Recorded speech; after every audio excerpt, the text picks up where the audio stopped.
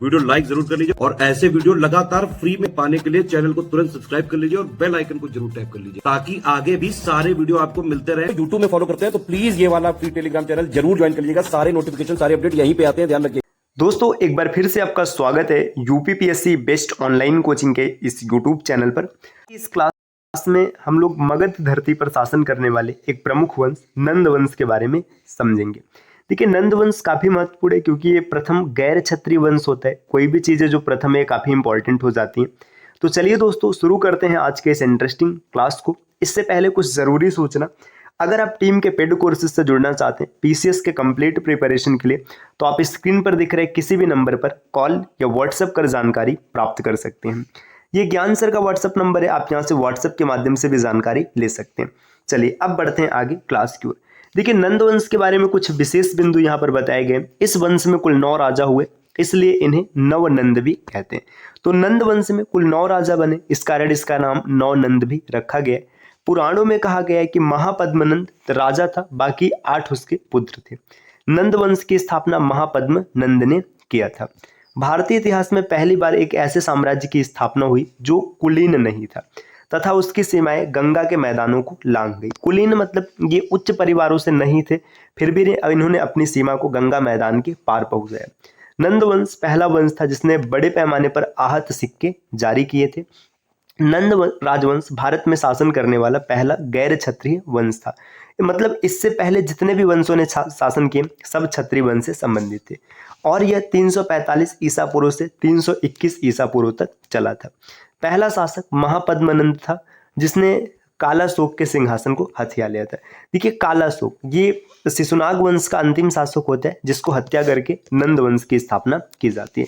महापद्मनंद के बारे में कुछ यहाँ पर विशेष बिंदु दिए गए। महापद्मनंद क्षत्रिय पिता और शूद्र माता की संतान था। महापद्मनंद अपनी विशाल सेना के कारण पाली ग्रंथों में उग्रसेन के नाम से भी जाना जाता है। जो पाली ग्रंथ लिखे गए इसमें महापद्मनंद को उग्रसेन की संज्ञा दी गई है क्योंकि इसके पास विशाल सेना थी। महापद्यपति, उग्रसेन और एकराट महापद्मनंद की उपाधियां। तो इसकी प्रमुख उपाधियां महापद्य, महापद्यपति, उग्रसेन और एकराट।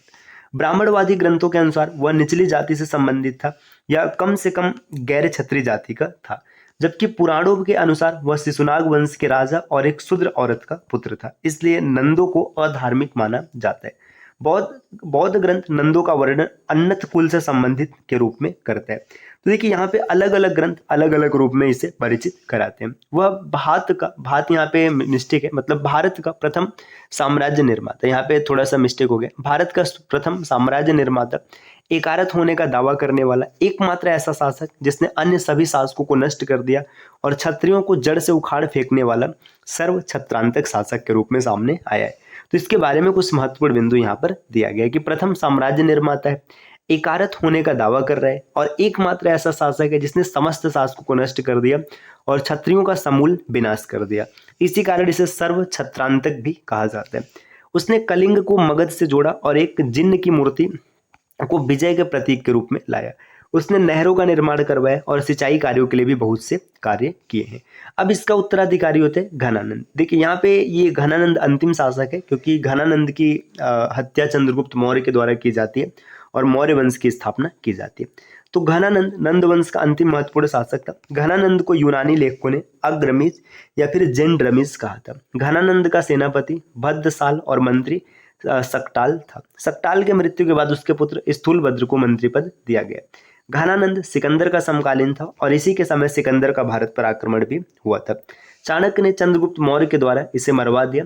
और देखिए नंदो क्रमणी एक विशेष प्रकार का माप था, इसके आविष्कार का श्रेय घनानंद को दिया जाता है और घनानंद के पास विशाल सेना भी थी। तो देखिए नंद वंश में आपको मुख्य रूप से यही कुछ बिंदु है जो आपको याद रखने।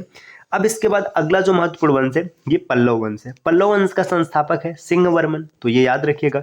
इसका वास्तविक संस्थापक माना जाता है सिंह विष्णु। अच्छा एक चीज आप अभी यहाँ पे आपके दिमाग में आ रहा होगा, ये इस चीज को भी समझ लीजिए। आपके दिमाग में चल रहा होगा कि जो घनानंद है, घनानंद की जो हत्या की जाती है चंद्रगुप्त मौर्य के द्वारा की जाती है, तो अगला जो वंश होना चाहिए मौर्य वंश होना चाहिए। तो हम लोग मौर्य वंश न पढ़ करके पल्लव वंश पढ़ रहे हैं। इसका कारण ये कि हम लोगों ने मौर्य वंश पीछे की क्लासों में डन कर रखा है।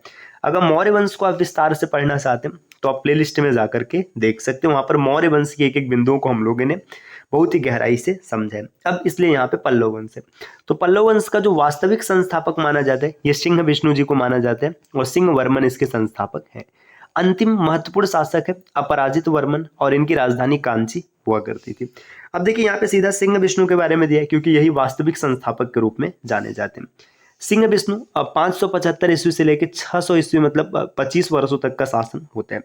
कांची के महान पल्लव शासकों की श्रृंखला सिंह विष्णु से प्रारंभ होती है। उसने कलभ्र, चोल, पांड्य और सिंहल के राजाओं को पराजित कर चोल मंडलम पर अधिकार कर लिया था। सिंह विष्णु ने चोल मंडलम पर अधिकार किया। वैष्णव धर्मानुयायी सिंह विष्णु के दरबार में भारवी निवास करते। देखिए ये वैष्णव धर्म को मानने वाला था, जिन्होंने किरातार्जुनी की रचना की। महाबलीपुरम की वराह गुफा में सिंह विष्णु और उनकी 2 रानियों की मानवाकार पाषाण प्रतिमाएं उपस्थित है। महाबलीपुरम का जो वराह गुफा है वो इसी में इसके साथ इसकी 2 रानियों की भी मूर्तियां बनी है। महेंद्र वर्मन पर प्रथम 600 से लेकर 630 ईस्वी तक शासन होता है। यह थानेश्वर के सम्राट हर्ष और चालुक्य पुलकेशन द्वितीय का समकालीन था। तो सम्राट हर्ष का समकालीन है महेंद्र वर्मन प्रथम। द्रविड़ देश में चट्टानों को काटकर मंदिर बनवाने की कला का प्रवर्तक महेंद्र वर्मन को माना जाता है।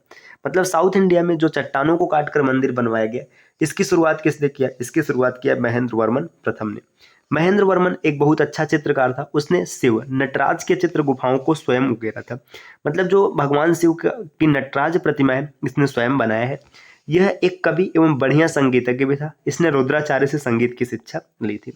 उसकी संगीत रचना पुद्दकोटई की शिलाओं पर उत्कीर्ण है, जिसे संगीत संबंधी अभिलेख कहा जाता है। महेंद्र वर्मन के बाद अगला शासक है नरसिंह वर्मन प्रथम। 630 से लेकर 668 तक इनका शासन होता है। नरसिंह वर्मन प्रथम पल्लव वंश का सर्वाधिक शक्तिशाली राजा था। इसने अपने सेनापति सिरुतोंड के माध्यम से चालुक्यों से वातापी जीत लिया। इसी युद्ध में पुलकेशन द्वितीय मारा गया। तो देखिए नरसिंह वर्मन के खिलाफ युद्ध करते समय पुलकेशन द्वितीय मारा गया, ये जरूर याद रखिएगा। नरसिंह ने इस विजय के उपलक्ष्य में वातापी में मल्लिकार्जुन मंदिर पर अपना विजय स्तंभ अभिलेख स्थापित करवाया था। इस युद्ध में नरसिंह वर्मन की मदद लंका अपदस्थ शासक मानव वर्मा ने की थी। इसके बाद नरसिंह वर्मन ने लंका के विरुद्ध अभियान किया और एक शक्तिशाली नौसेना के माध्यम से मानव वर्मा को पुनः सिंघल का राज सिंहासन दिलवाया। देखिए मानव वर्मा जो सिंघल मतलब श्रीलंका का शासक होते हैं, जो अपदस्थ था, इसने नरसिंह वर्मन की सहायता की थी। किसके खिलाफ? पुलकेशिन द्वितीय के खिलाफ। आगे बढ़ते हैं। यहाँ पर दिया नरसिंह वर्मन द्वितीय। ये 700 से लेकर 728 तक शासन करते हैं। पल्लव चालुक्य संघर्ष इस काल में रुका रहा, अतः उसका काल शांति का काल था। तो नरसिंह वर्मन द्वितीय का जो काल है ये शांति का काल रहा था। नरसिंह वर्मन द्वितीय ने एक दूत मंडल चीन भेजा और चीनी बौद्ध यात्रियों के लिए नागापट्टनम में एक विहार बनवाया, जिसे चीनी मंदिर या चीनी पगोड़ा के नाम से जाना जाता है। तो चीनी पगोड़ा ये जरूर याद रखिएगा नागापट्टनम में है। यह स्वयं को परमेश्वर का पूर्णावतार कहता था। उसने अपने एक अभिलेख में शैव सिद्धांत मार्ग का सर्वप्रथम वर्णन किया है। नरसिंह वर्मन द्वितीय के पश्चात श्री नंदी वर्मन प्रथम, परमेश्वर वर्मन द्वितीय, नंदी वर्मन द्वितीय, नंदी वर्मन तृतीय, नृप तुग वर्मन और अपराजित वर्मन क्रमशः शासक बने। तो इसमें जो मुख्य शासक थे इनके बारे में बताया गया। परमेश्वर वर्मन द्वितीय सिंह विष्णु परंपरा का अंतिम शासक था। उसके विषय में कहा गया कि उसने बृहस्पति द्वारा बनाए गए सिद्धांतों का अनुसरण करते हुए संसार की रक्षा की थी। इसे कली को दंडित करने वाला एवं मनु के सिद्धांतों का पालन करने वाला कहा गया है। अब आगे देखिए दोस्तों, यहाँ पर महत्वपूर्ण बिंदु दिया है। नंदी वर्मन द्वितीय की उपाधि पल्लव मल्ल थी। तो इसकी उपाधि पल्लव मल्ल थी। यह तिरुमगडई अलवार से के समकालीन था। देखिए अलवार और नैनार आपने इनके बारे में पीछे पढ़ रखा है। तो ये तिरुमडगई के समकालीन था। प्रजा ने नंदी वर्मन द्वितीय को प्रत्यक्ष रूप से अपना शासक निर्वाचित किया था।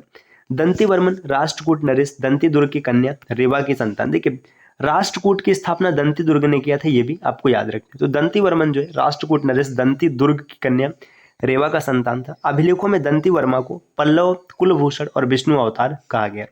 दंती वर्मन के काल में राष्ट्रकूट शासक गोविंद तृतीय ने कांची पर हमला किया था। तो दोस्तों आज की इस क्लास में हम लोग नंद वंश और पल्लव वंश के बारे में समझें। अब अगले वीडियो में हम लोग चालुक्य वंश के बारे में समझेंगे। चालुक्य यहाँ पे देखिए कुल 4 प्रकार के चालुक्य हैं, बादामी, वेंगी, कल्याणी और गुजरात। तो एक एक करके सबके बारे में समझा जाएगा। तो मिलते हैं दोस्तों आपसे नेक्स्ट वीडियो में कुछ नए इन्फॉर्मेशन के साथ। तब तक के लिए नमस्कार। और हाँ, एक जरूरी सूचना, अगर आप टीम के पेड कोर्सेज को ज्वाइन करना चाहते हैं तो आप इनमें से किसी भी नंबर पर कॉल या व्हाट्सएप करके जानकारी प्राप्त कर सकते हैं। और ये ज्ञान सर का व्हाट्सएप नंबर है, आप यहाँ पर व्हाट्सएप के माध्यम से जानकारी ले सकते हैं। मिलते हैं साथियों अब आपसे नेक्स्ट वीडियो में।